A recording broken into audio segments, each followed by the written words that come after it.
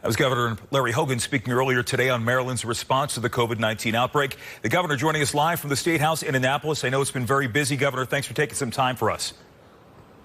I was happy to be with you. Talk to me about what this priority designation means. What changes from here on out now that the Baltimore-Washington area has this priority designation?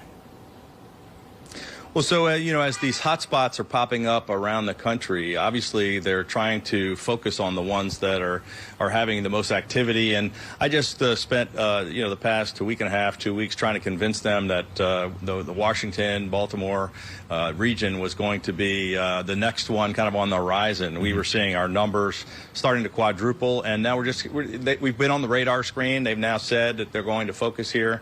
We got a commitment yesterday from the vice president about 200 ventilators for the state of Maryland. And everybody in Washington is now focused on this as kind of a next tier level that they've got to focus on, and we appreciate the help.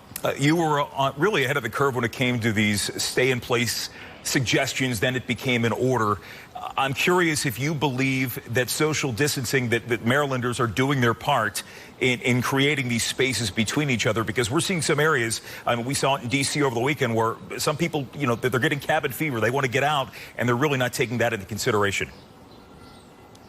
Well, for the most part, we believe that most Marylanders are doing a wonderful job of following the orders, and it really is making a heck of a difference. So, if you look at the worst case scenario across the country and in our state and in our region, the numbers, the taxing of our healthcare system, everybody here talks about the flattening of the curve. These directives about social distancing and stay at home really are going to make a heck of a difference. Now, we're still going to have a lot of people infected, and sadly, we're going to still have far too many deaths, but it's going to make a really strong difference. And I just want to thank people who are abiding by the rules.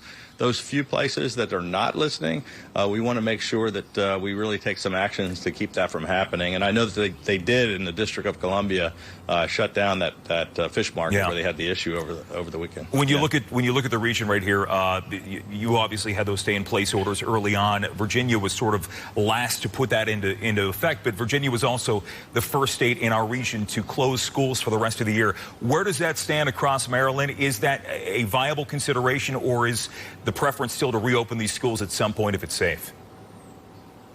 So, look, we've had a great amount of cooperation between both the mayor of the district and the governor of Virginia. We're communicating on a regular basis.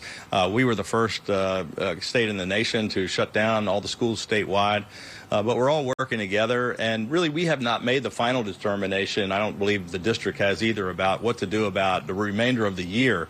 We're sort of taking it on a week-by-week basis. I know Virginia already made the decision to shut down.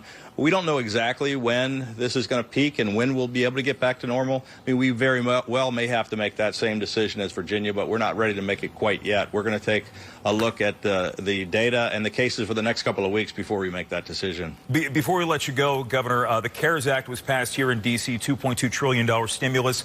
A lot of small businesses have been taking advantage of these paycheck programs so they can keep paying their workers, which is a major consideration right now. A few people had asked us about unemployment for self-employed people, these so-called gig workers. The Maryland Department of Labor is still trying to get that website up and running. I know there's a lot coming down from the federal government right now. Do you have any word on when maybe some of these self-employed workers can start collecting unemployment, or is that still up in the air right now? Well, so no, actually, we had a brand new website that we launched a couple of weeks ago. We ramped it up so that it can handle more capacity. And the federal website was actually crashing when you link through to it. But we're having problems with the phone capability because, when you have 40, 50,000 people trying to phone at the same time, it's difficult. But our website, we're trying to handle those cases. Obviously, there's far too many people that are being impacted with unemployment, both regular W-2 employees, but also people that are gig workers and that are contract employees that are different category, but both at the federal level and at the state level, we're trying to take care of those folks. We understand how painful this is, and the economic hurt is as bad as the health concerns. But we're trying to save people's lives and then also try to save them financially. We're doing everything we can at the state and federal level. There's a lot going on for sure. Governor Larry Hogan, thanks for taking time for us tonight, sir. Thank you, Jim.